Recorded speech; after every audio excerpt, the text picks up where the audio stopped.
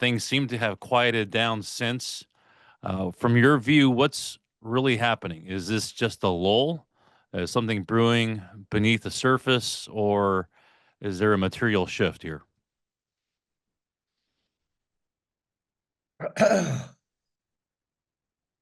the first question, that's a big one. I think what's interesting, before we get on to Israel itself and Iran, is the purported agreements between MBS of Saudi Arabia and President Trump. It all sounded wonderful. Just as when Trump met Xi, everything that came out of that meeting, according to the media, was great. A truce has been signed, and relationships are back on track. Well, for the Trump-Xi meeting, that's not true from the Chinese perspective.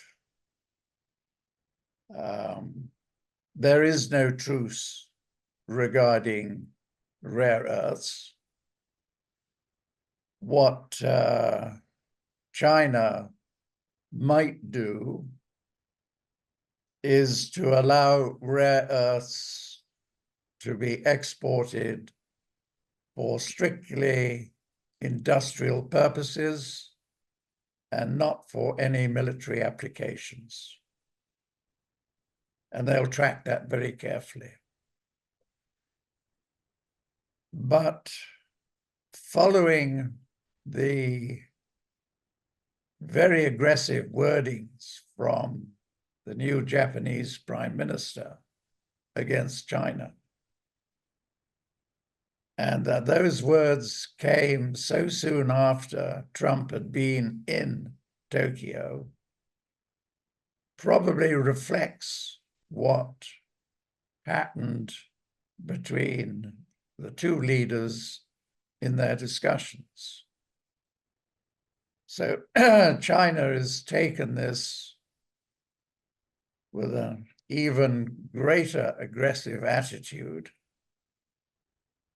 and whatever might have materialized from the Xi-Trump meeting will not now materialize. And it's quite interesting that I have a technical associate, WaveTrack International, that I've worked with for 30-odd years. When they make a big call, I never ignore it, because ultimately it turns out to be normally to be correct. And his big call some months ago was a massive decline in the Hang Seng index, which would overspill into China. And I couldn't understand it until we had this flare-up between China, America, and Japan. Because what it is implying is that we might have a more aggressive stance that China will take over Taiwan, and that's something that we could well see over the next few months, an escalation there, which would then obviously cause the Hang Seng and the Shanghai Composite indices to fall sharply. So I mentioned this because I fear that whilst everything sounded great between MBS and Trump and these wonderful agreements, the details have not yet been worked out. They haven't been signed. And are we going to actually see another damp squid, but it gave great photo opportunities for Trump. And then you have to ask the question, if some of these agreements, particularly the sale of chips and semiconductors to Saudi Arabia, what is going to be the reaction of China? Because China has big trade relationships with Saudi Arabia, and they sell their chips to Saudi Arabia. And what's happening at the moment is that China is announcing, it's made a series of announcements of a very significant upgrading in their semiconductor and chip production. So much so that Huawei is testing a new machine to produce 3nm chips, which will be in mass production next year. So I'm not sure, what I'm trying to say is I'm not sure how this supposedly improved relationships between Saudi and America will pan out. It's going to take a while for that to happen. But the one aspect that is for sure, when the discussion went on to Gaza, MBS made it very clear that before they get involved, there has to be an explicit agreement with Israel and America to a two-stage solution for Gaza and the Palestinian nation. And you get the sense in Israel that that is a no-starter. So my take is that domestically in Israel, that phases 2 and 3 of the Trump plan are simply going to go nowhere. That maybe we will have a temporary pause in Gaza between Hamas and IDF. That temporary pause will provide an opportune moment for either Israel stroke America to launch a new attack on Iran, or it is perfectly possible that Iran will launch a first attack on Israel. Why do I say that? Iran is the one obstacle to the creation of Greater Israel, which is Israel's current government's primary objective. For America, Iran is perceived to be the weak link in the BRICs group of nations. Kill off that weak link and the BRICs maybe won't survive, is the thinking. So I think that an attack on Iran or Iran on Israel is inevitable. Timing, I think, is more likely to be in the first half of next year, though I will probably know a bit more about that in the next few days, call it the next week or so. So that's where we are on, as I see it, on the Middle East at the moment. Simon, I've got several questions. Thank you for your thoughts on this. It's my mind's spinning.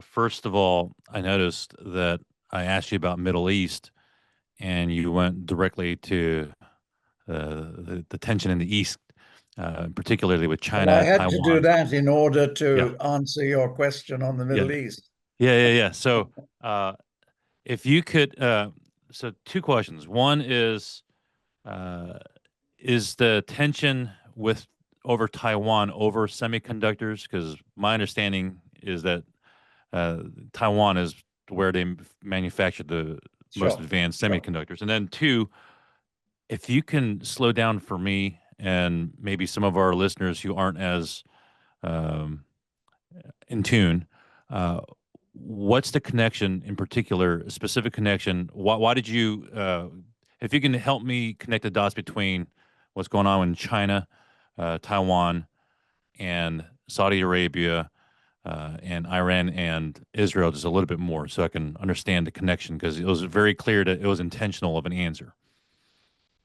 Yeah, what I was trying to say is that immediately after the Trump-Xi meetings, the media had, oh, this is triumphant Trump and truce has been signed and relations are better. Whereas in reality, that's not been the case. So what I'm trying to say is that everything seems wonderful post the Trump MBS meeting, but what is actually going to emerge from that? Mhm. So does that answer that Yeah, question? yeah. And what was the other question? So if you can help me connect the dots a little bit more, so the meeting, the Trump meeting is basically the news is all good for photographs, but really what's underneath is not really going as well as it is being portrayed. I'm just nothing has been signed. It's when you get into the detail, the nitty-gritties, that obstacles can appear. And we're not in that stage yet. And if some of these agreements do materialize, what is going to be the reaction of China? Gotcha. China and Saudi Arabia have a very large trade relations. And China has been buying parcels of oil from Saudi Arabia with Chinese currency and not dollars. Yeah. That and Saudi Arabia has had the facility of converting the CNY that it doesn't need into gold through the Shanghai Gold Exchange in Shanghai. But now the Shanghai Gold Exchange either has built or is nearly built a gold vault in Saudi Arabia, so that any Chinese currency that Saudi doesn't want to hold can be converted into gold in the Saudi Arabian SGE gold vault. And this is how the BRICS is going to secure their currency through gold by building other Shanghai Gold Exchange gold vaults in other BRICS member countries. And there is one now operating in Hong Kong. Simon, about BRICS, I spoke with Dr. Keith Weiner Dr. Keith Weiner about BRICS, and he didn't think their common dislike of the U.S. and the dollar was enough to hold them together long term. Do you see BRICS nations truly challenging the dollar? Could they gain real traction? I'll put it this way. The dollar is within a few years is going to be a digital currency. Whether it's gold coins, Bitcoin, or whatever. But what is it backed by? Stable coins will be backed by a treasury bill, which is a debt instrument. What BRICS will develop, as I've just indicated, is a currency that's going to be secured by gold. If you're an independent country, which would you prefer? And they're not. The objective of BRICS is not to destroy the dollar, but to establish their own payment mechanism that operates without the dollar. Because if you operate with the dollar, Washington or America has control over you through the banking system. So what we are seeing, and I forget the numbers, but already a significant part of payments made within BRICS countries is being made in local currencies secured by gold.